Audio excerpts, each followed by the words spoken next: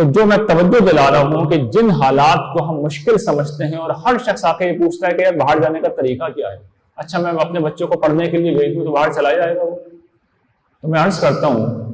کہ میں 25 سال پہلے اس ملک میں لوٹ کے آیا تھا، سعودی عرب اور کینیڈا کو، سعودی عرب کی اور امریکہ کی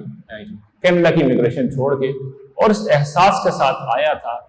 کہ جنت کے اعلیٰ درجات پانے کی آئیڈیل جگہ پوری دنیا میں اس سے اچھی جگہ ایگزسٹ نہیں کرتی، پاکستان سے زیادہ اچھی جگہ، اس لیے کہ اس میں اللہ تعالیٰ آپ کی غلطیوں کو بہت کچھ ویسے معاف کر دے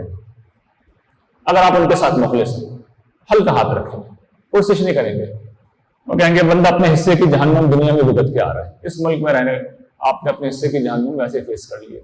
تو اس کو آپ نے کیا کریں، جو غلطی ہوں گی وہ بھی معاف کر دیں،